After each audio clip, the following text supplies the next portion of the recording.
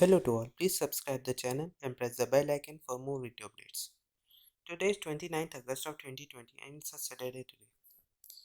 चलिए आज की एनालिसिस शुरू करने से पहले कुछ क्वेश्चन पूछ लेते हैं, आप उनका जवाब कमेंट सेक्शन में बताएं। जैसे पहला क्वेश्चन है NHRC जो नेशनल ह्यूमन राइट्स कमीशन है वो कब स्टैब्लिश किया गया था। NHRC कब स्टैब्लिश किया गया था कहते हैं, ये आपको कमेंट सेक्शन में बताना है। दूसरा क्वेश्चन आता है अंडमान और निकोबार आइलैंड में कहते हैं कितने वनरेबल ग्रुप्स हैं, पर्टिकुलरली वनरेबल ग्रुप्स जो हैं, पर्टिकुलरली वनरेबल ट्राइबल ग्रुप्स जो हैं PVTGs वो कितने हैं अंडमान निकोबार आइलैंड में, ये आपको कमेंट सेक्शन में बताना है। तीसरा क्वेश्चन आता है RBI के इस वक्त रिसेंट गवर्नर कौन है। RBI के गवर्नर इस वक्त कौन है, RBI गवर्नर कौन है, आपको नाम बताना है। चलिए ये इन 3 क्वेश्चनों का जवाब आप कमेंट सेक्शन में बताएं और प्लीज़ जो कोई वीडियो देखे कमेंट जरूर करें और आपको कैसा लगा वीडियो ये भी आप एट लास्ट कमेंट में बता सकते हैं। चलिए आज की एनालिसिस शुरू करते हैं। पहली न्यूज़ देखते हैं हम लोग। पहली न्यूज़ आती है states can apply to UGC for extension of exam deadline. Supreme Court ने ऐसा कहा कि कल वर्डिक्ट आनी थी सुप्रीम कोर्ट की, वो जो 4th ईयर एग्जाम्स हैं उनके ऊपर। तो सुप्रीम कोर्ट ने कहा है कि स्टेट्स अप्लाई कर सकती हैं UGC को, वो डायरेक्ट अपना पोस्टपोन नहीं कर सकती। UGC से परमिशन लेके UGC अगर गाइडलाइन दे तभी अपने एग्ज़ाम अपने आके 4th ईयर एग्ज़ाम पोस्टपोन कर सकते हैं, प्रमोट नहीं कर सकते उनको, सिर्फ पोस्टपोन कर सकते हैं, ऐसा उनका कहना था। तो इसमें उन्होंने ये भी कहा कि जो डिजास्टर मैनेजमेंट एक्ट 2005 है उसके तहत ये लोग क्या कहते हैं एग्ज़ाम पोस्टपोन किए जा सकते हैं, लेकिन स्टूडेंट्स के उनके कैरियर के लिए उन्हें प्रमोट ना किया जाए, ऐसा उनका कहना था। इसमें वही दिया है कि states are empowered under the disaster management act, कि UGC को एग्ज़ाम गाइडलाइंस निकालनी चाहिए जो कहते हैं ह्यूमन लाइफ्स को देखते हुए। उन्होंने समय तो दिया, लेकिन और समय अगर स्टेट्स को चाहिए तो वो दे सकते हैं, अगर UGC से बात करके ही वो पोस्टपोन कर सकते हैं एग्ज़ाम अभी, और थोड़े दिन बाद जब थोड़ा कंट्रोल में आ जाए पैंडमिक तब ले सकते हैं। अगर UGC ऐसा गाइडलाइन देता है तब, UGC के परमिशन के बिना आप ऐसा नहीं कर सकते, ऐसा क्या कहते हैं सुप्रीम कोर्ट ने कह दिया। चलिए देख लेते हैं हम लोग UGC को। इम्पोर्टेंट आता है UGC और डिजास्टर मैनेजमेंट एक्ट, तो हम लोग दोनों को देख लेते हैं अलग से। आप हमारे टेलीग्राम चैनल को सब्सक्राइब कर सकते हैं, क्वेश्चन आर 247 या डिस्क्रिप्शन पर दी हुई लिंक से कर सकते हैं। UGC यूनिवर्सिटी ग्रांट्स कमीशन, ये एक स्टैट्यूटरी बॉडी है जो सेटअप की गई थी 1956 में, coordination determination and maintenance of standards of higher education के लिए। इसे पहले बनाया गया था 1946 में UGC को 3 सेंट्रल यूनिवर्सिटीज़ को देखने के लिए, अलीगढ़, बनारस और दिल्ली। फिर 1947 में एक कमेटी बनाई गई और जितनी बाकी यूनिवर्सिटीज़ थी इंडिया में सबको इसमें जोड़ लिया गया। आफ्टर इंडिपेंडेंस जो क्या कहते हैं यूनिवर्सिटी एजुकेशन कमीशन है था पहले, जो 1946 में बना था, उसे 1948 में री इस्टेब्लिश करने की बात की गई। तो उसमें एक कमेटी बनी, उसके हेड चेयरमैन थे राधा कृष्णन, जिन्होंने इसको क्या कहते हैं यूनिवर्सिटी ग्रांट्स कमीशन जो यूनाइटेड किंगडम था उसके तर्ज पर बनाने की बात की गई, और फिर से बनाया गया। फिर 1956 में ये इस्टेब्लिश की गई, एक एक्ट पास हुआ पार्लियामेंट में और इसे एक स्टैट्यूटरी बॉडी बना दिया गया गवर्नमेंट ऑफ इंडिया का। इसके फंक्शन क्या होते हैं, इसके फंक्शन होते हैं it provide recognition to universities in India, grant provide करता है यूनिवर्सिटीज़ और कॉलेज को, स्कॉलरशिप और फेलोशिप्स प्रोवाइड करता है बेनिफिशरीज को। ये conformity to its regulation by university and colleges देखता है कि जो उसके रूल्स एंड रेगुलेशन है वो फॉलो हो रहे हैं कि नहीं यूनिवर्सिटीज़ या कॉलेज में। अब देखते हैं, अब आता है डिजास्टर मैनेजमेंट एक्ट 2005। ये गाइडलाइंस देता है या give direction to concern ministry, जो मिनिस्ट्रीज हैं या डिपार्टमेंट गवर्नमेंट ऑफ इंडिया को या स्टेट गवर्नमेंट या स्टेट अथॉरिटीज, उनको डायरेक्शन देता है कि डिजास्टर के समय, डिजास्टर की सिचुएशन पे या डिजास्टर आने वाला या डिजास्टर हो तो उसका कैसे रिस्पॉन्स करना है उस डिजास्टर को कंट्रोल करने के लिए, तो उस पर ये अपनी गाइडलाइंस देता है। It majorly monitors and implements the national plan, ये मेजरली मॉनिटर करता है या इम्प्लीमेंट करता है जो नेशनल प्लान हो डिजास्टर को कंट्रोल करने के लिए। अंडर सेक्शन 33 और 34 के district authorities may opt for requisition power for any officer or any department at the district level or any authority to take measures for prevention or mitigation of disaster, कि disaster के समय या उसको prevent करने के लिए एक section 33 और सेक्शन 34 का जो कॉन्स्टिट्यूशन के है उसके तहत एक ऑफिसर को अपॉइंट किया जाता है जो उस कंट्रोल करने के डिजास्टर को वर्क करता है।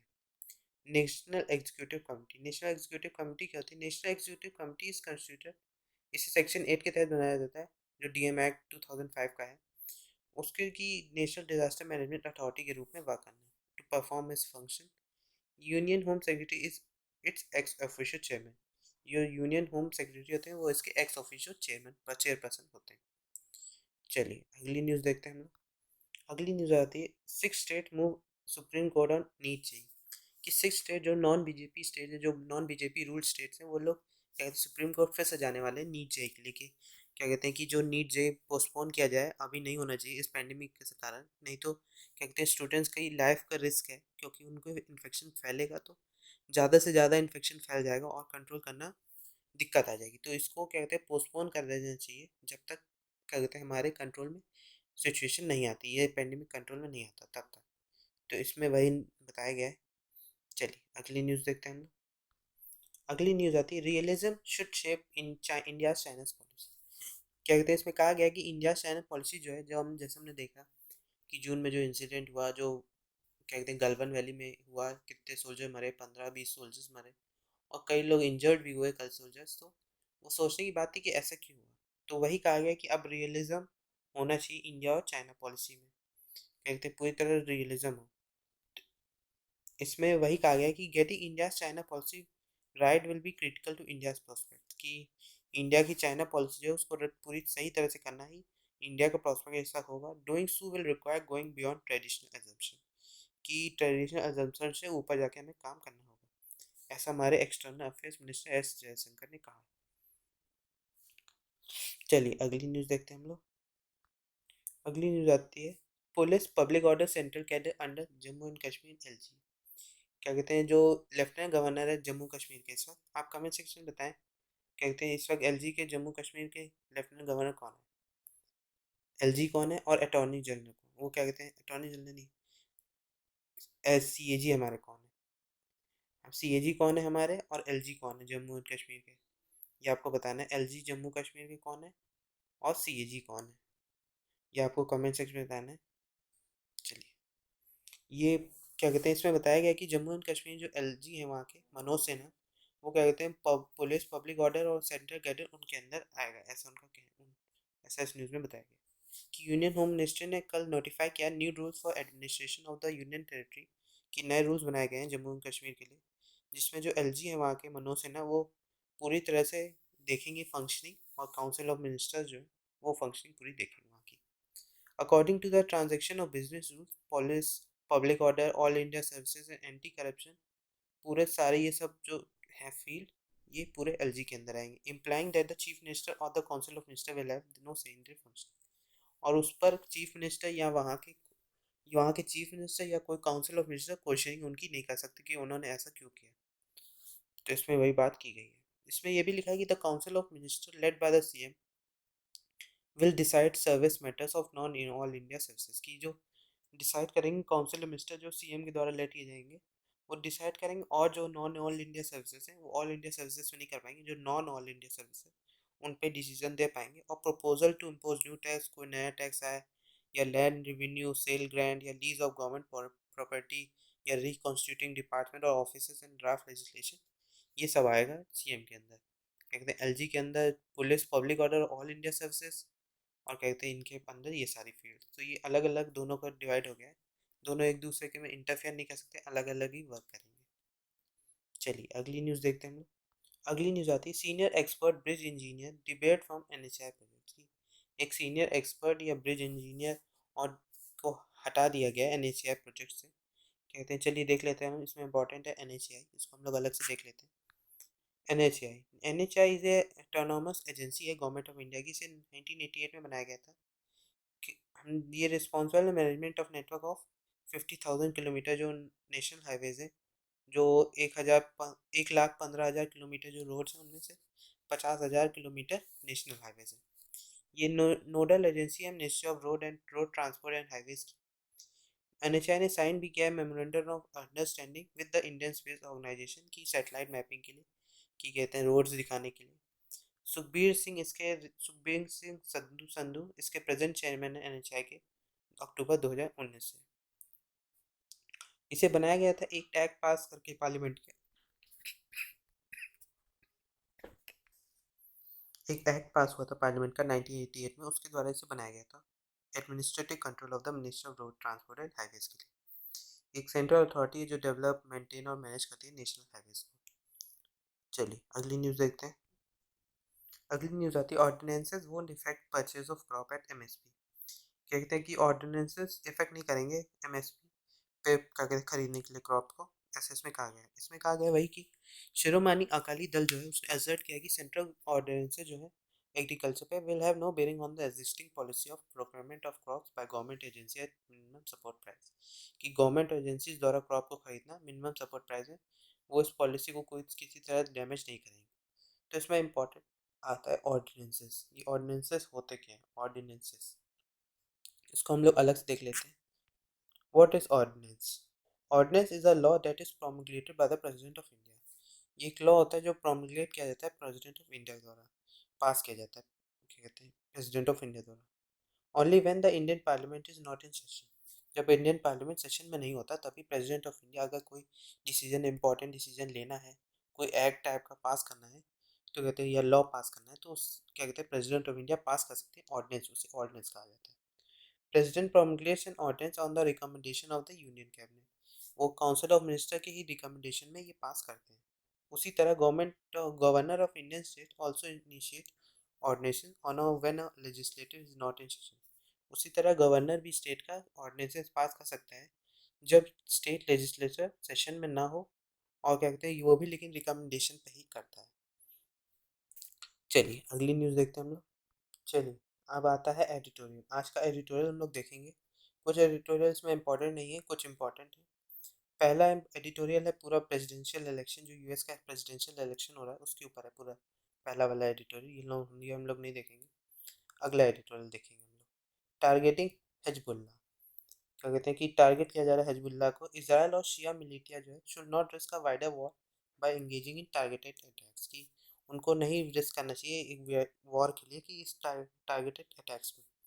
इसमें वही बात की गई कि the Israel attacks on Hezbollah targets in southern Lebanon, कि साउदर्न लेबनान जैसे भी लेबनान में इंसिडेंट हुआ था उसी के बारे में है। कि following that it will cross border fires, की क्रॉस बॉर्डर फायर्स होंगे और ज़्यादा क्या कहते हैं खून खराबा होने की चांसेस है, कि और ज़्यादा लोग डैमेज होंगी, लोगों को दिक्कतें होने की होंगी।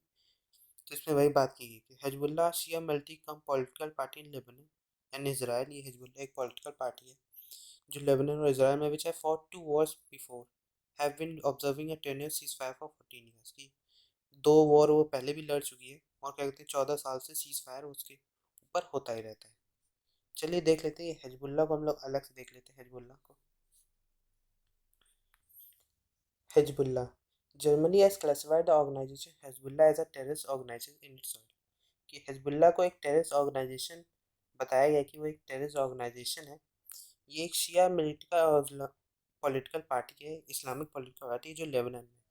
ये ऑर्गेनाइजेशन बनाया गया था इस्लामिक एफर्ट के दौरान 1988 1980s में, to aggregate Lebanese Shia groups, की एग्रीगेट करने के लिए जो लेबनीज शिया ग्रुप्स हैं उनको। In the ongoing Iran Israel conflict Hezbollah act as a proxy for Iran. कि जो ईरान इसराइल के बीच में जो वॉर चल रहा है, जो कॉन्फ्लिक्ट चल रहा है, उसमें उसके बीच में हिजबुल्लाह एक प्रॉक्सी के लिए काम करता है ईरान के लिए।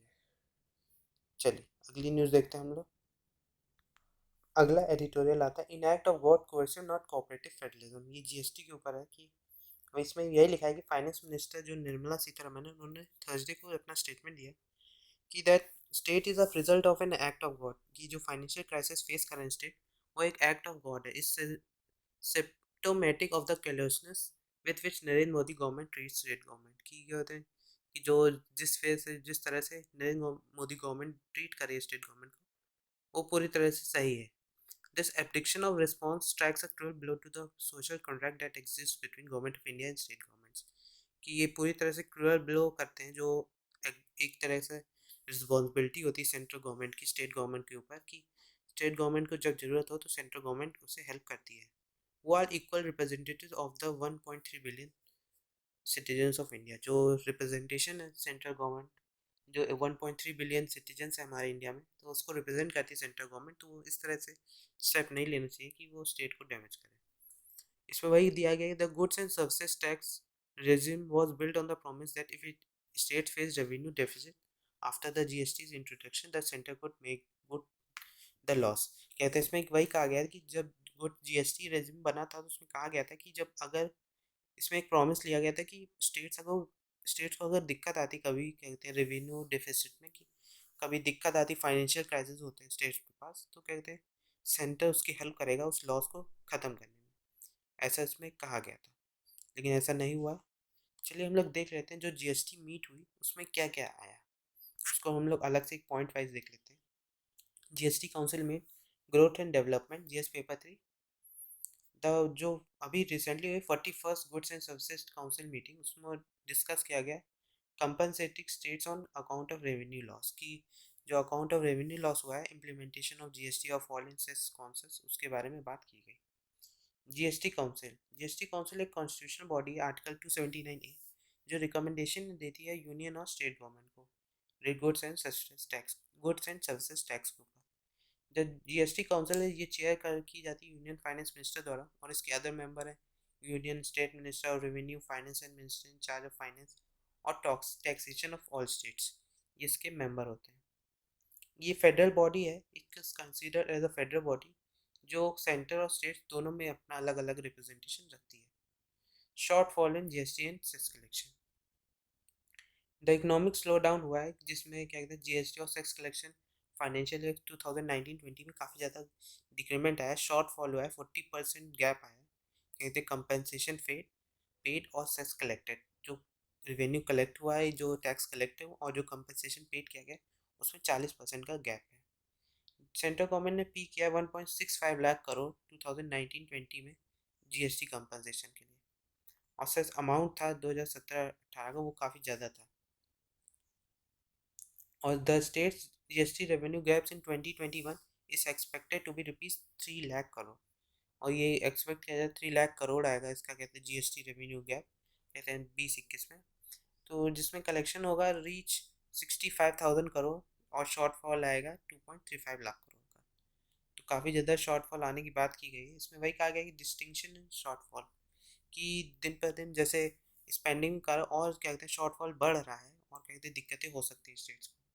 तो इसमें वही कहा गया, the centre distinguish the GST shortfall in two types, इनको दो तरह से डिफाइन किया, due to GST implementation itself, कि जीएसटी इम्प्लीमेंटेशन से आया, या इम्पैक्ट ऑफ कोविड 19 के इम्पैक्ट के कारण।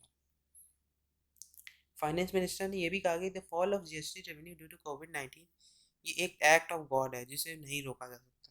द जीएसटी कंपनसेशन एक्ट 2017 के द्वारा did not फोर्सी an act of God, और जो जीएसटी कंपनसेशन एक्ट 2017 था उसमें वो किसी फोर्स ही नहीं करता था एक्ट ऑफ गॉड को। गारंटी स्टेट वो गारंटी करता था कि state they could be compensated for any loss of revenue in the first 5 years of GST implementation, कि अगर कोई जीएसटी इम्प्लीमेंटेशन में अगर कोई लॉस आता है रेवेन्यू में तो सेंटर हेल्प करेगा स्टेट की।